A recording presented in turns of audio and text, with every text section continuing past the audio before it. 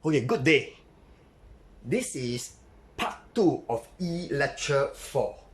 And we have a problem here is to determine the maximum bending moment. To do that, let me just show you how we should do it.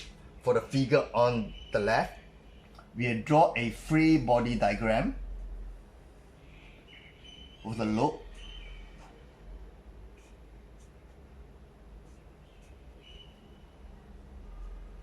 Now the load was 50 kg, so let me put in the values. This is 50 kg, that's equal to 500 Newton. Then the reaction force will be 250 Newton on the left and 250 Newton from the right. Now if I want to find the maximum bending moment, oh, I forgot, I have a distance here. This distance is actually 415 divided by 2, half of this distance. Okay, so if I find the maximum bending moment, I will say bending moment M. M will be equal to force, which is 250, this force, multiplied by distance and this distance, and that will give me 51875. The unit is Newton millimeter. Now if I want to draw the bending moment diagram, I will follow this path here, draw a straight line, horizontal line, from the force down, we'll draw a line, from the force down, we'll draw another line, and another force down. Basically, I draw 3 lines because there are 3 forces. At the end, the moment is 0. So these are the 2 points. The maximum bending moment is going to cause the curve to look, to have a smiling face. Let me just draw. When this force apply over here, you push it up. You cause it to look like that. That's a smiling face, which means it is positive. And therefore the point that I have here, this value 51,875 will be that point, and I'll draw the line.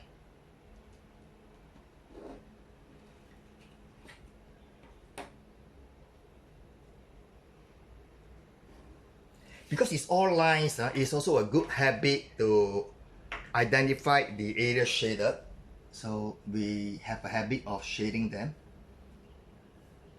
so that we know where the bending moment diagram is. This is 0. Now let me look at the figure on the right. The bending moment diagram, the free body diagram for the one on the right will look slightly different. You have a beam here, there's a force down, and another force down, and the reaction force is coming here. So basically this time I have 4 forces, and the force 500 Newton will be divided by 2. Here I have 250. Oh, I should write it in a thinner form. So this is 250 Newton. Coming up also 250 Newton, and similarly for this. Now I need to know the distance from the end to the force. What is this distance? This will be 415 subtract 250 divided by 2. 415 from here to here. and this is 250. So the bending moment M will be force, this force 250 times this distance.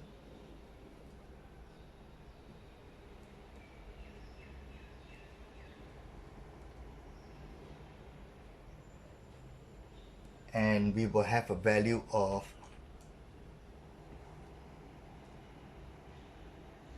again is Newton millimeter. To draw the free body diagram, similarly I will have to draw a straight line or horizontal line. Then from the force, I draw a line down. The next force, a line down. There are 4 lines down now.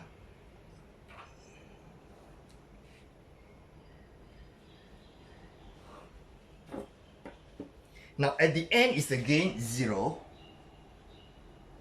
Let me look at this force here. This force is pushing it up. Basically, again, you have a smiling face. So, smiling face means positive. Therefore, I will have the moment here. This is the value here. Similarly, over this side is the same value. So, if you join the line, we will have a horizontal line.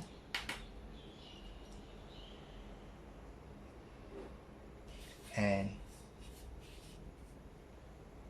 join it to the ends because the end is 0. And to identify the bending moment diagram, we again shade it.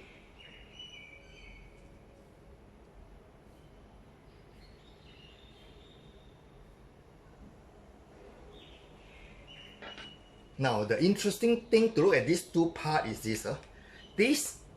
This one on the left, we have a maximum bending moment over here, and that is where only a small part of the shaft need to be very strong, very high bending moment. It's not well utilized. Whereas the one on the right is very well designed and utilized, because you realize that you actually use the maximum part is a very long region. You use a long region. That means this part of the shaft, the diameter is well used. If you have a single diameter, this is well used. This will be over designed. But in this case, only one point is well used. The rest are over designed. So basically, this kind of design is more robust. That brings me to the end of part 2 for E lecture 4. Thank you.